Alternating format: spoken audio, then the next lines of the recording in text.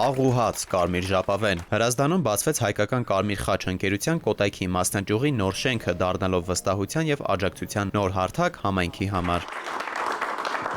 Նորաբաց շենքը էապես տարբերվում է նախկինից, ավելի ընդարձակ է եւ հագեցած ժամանակակից պայմաններով։ Շին աշխատանքները տևել են 1 տարի։ Շենքը կառուցվել է կարմիր խաչի միջոցներով Հարավային Կորեայի աջակցությամբ եւ տարբեր նվիրատվությունների շնորհիվ, վկայելով միջազգային համագործակցության մասին։ Հայկական կարմիր խաչը Հայաստանում ունի 12 մասնաճյուղ եւ այս տարի նախատեսվում է բացել 13-րդը Գորիսում։ Այս պայմանները մեզ թույլ են տալիս ավելի սահուն եւ հանգիստ իրականացնել մեր ծրագրերը, մեր շահառուների նաեւ համար արդեն այսպես ասած սովորել են այս տարածքին, դրա համար մենք այդ տրամաբանությամբ ենք առաջնորդվել։ Սնունդ ենք տրամադրում,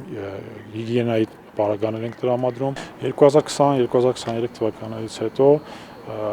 Ղարաբաղից տեղահանվածները ավելի շատ էին դիմում, բայց այս ժամանակահատվածում ես կասեմ, որ բալանսավորվել է դիմորդների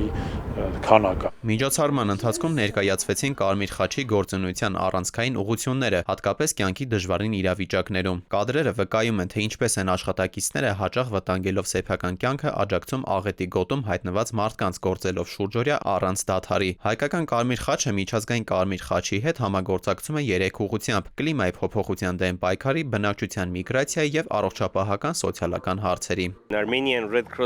Երբ որ աղետալի դեպք է տեղի ունենում, հայկական կարմիր խաչը ներկայացնում է աղետի ծավալը եւ միջազգային գործընկերները կարողանում են արձագանքել։ Հումանիտար օգնության կարևոր կետերից մեկը ժամանակին արձագանքելն է, որին մենք ձգտում ենք։ Երբ բացվում են նոր գրասենյակներ եւ տարածաշրջանային մասնաճյուղեր, մարդկանց հնարավորություն է ընձեռվում օգնություն ստանալ Հայաստանի տարբեր քաղաքներում։ Ռուսական եւ հայկական կարմիր խաչի համագործակցությունը ունի տասնամյակների պատմություն։ Մենք տարիներ շարունակ համագործակցել ենք տարբեր նախագծերի շուրջ։ Հիմա համագործակցում ենք ընտանիքների վերամիավորման հարցերով, եթե ընտանիքի որևէ անդամ կորել է։ Նոր շենքի բացումը ոչ միայն ենթակառուցվածքային զարգացում է, այլ նաեւ ուղերձ մարդասիրությունը շարունակվելու է ընդլայնված հնարավորություններով եւ նոր ուժով։ Դավիթ Թադևոսյան, Վաչե Սիմոնյան, ժամը լրատվական։